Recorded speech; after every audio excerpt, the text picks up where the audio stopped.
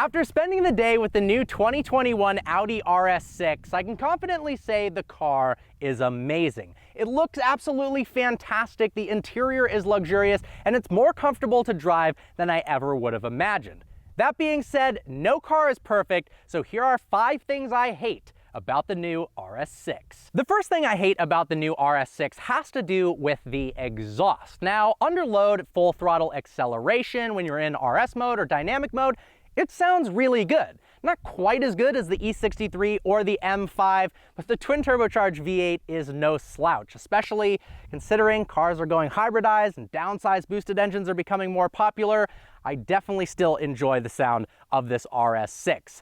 However, let's say you just bought your RS6 and your friend goes, "Rev it, I want to hear it," or you're at a car show and people are like, "Rev it up." It's got a soft rev limiter at 3,500 RPMs, and it's one of the most obnoxious soft limiters I've ever heard in my entire life. In fact, soft limiter doesn't even cut it. It should be referred to as a flaccid limiter. It sounds nice on startup, but when you rev it, it's actually kind of embarrassing and has this almost rattly noise in the lower RPMs. Listen to this. This is all you get when revving an RS6.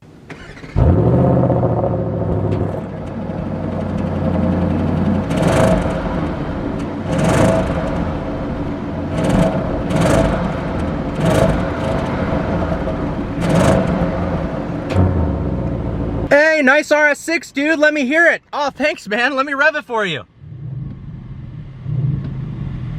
Oh, yep, that's all we got. I mean, it literally is almost softer than the air conditioning going right now. Put it into RS mode. It was already in dynamic. Same thing.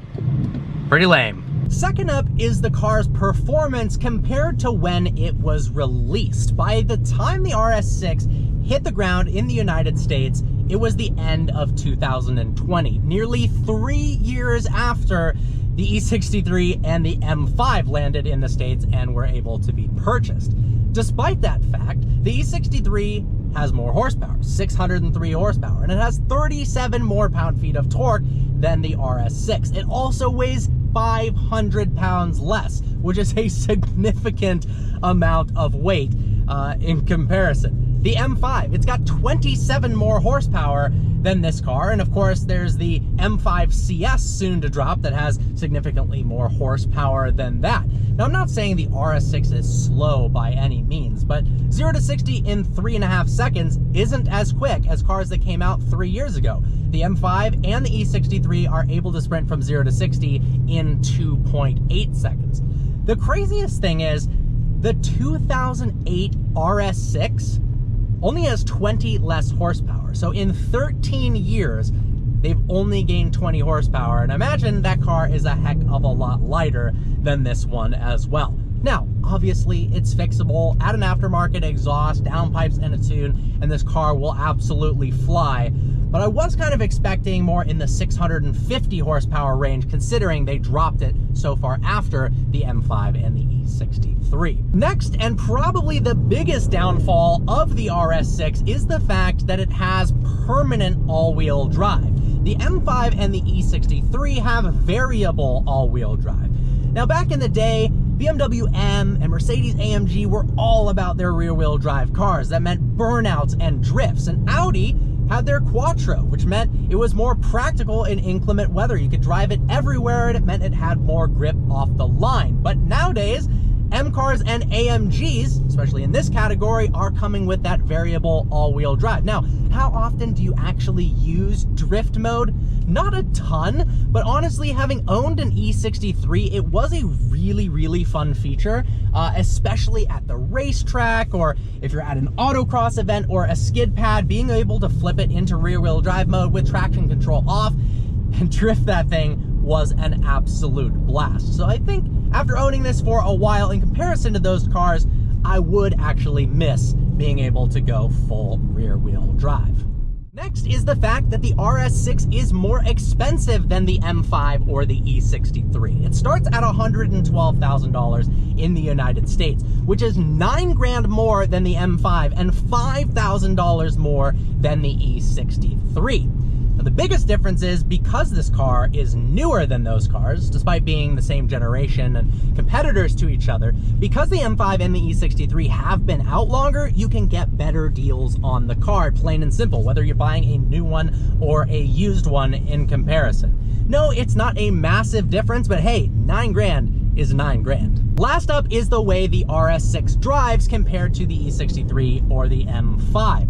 Now, in comfort mode, it's actually significantly more comfortable than either of those two cars. So if you're looking for something that's an amazing daily commuter that's also really fast and can put a smile on your face, the RS6 is definitely the ticket. But if you're looking for a car that's really engaging to drive and that has a lot of feedback through the steering wheel and the suspension, the RS6 does feel a little bit lackluster in terms of road feel compared to the M5 and the E63. Now, it still handles really, really well.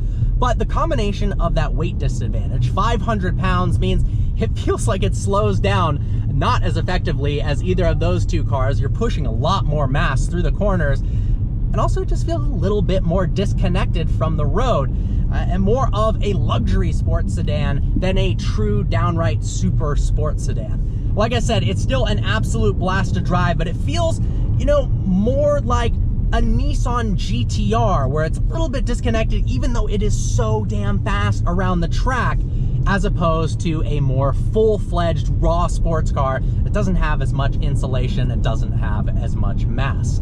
Well, guys, with that being said, I do absolutely love the RS6, and if you missed my full review on this car, make sure to watch it. I've got a link in the description below. Obviously, I don't completely hate this car. It's actually one of the best cars that I have ever driven. I hope you guys enjoyed this video. Like always, please browse the channel and subscribe. I look forward to seeing you next video. Let me know in the comment section below, what would you rather have?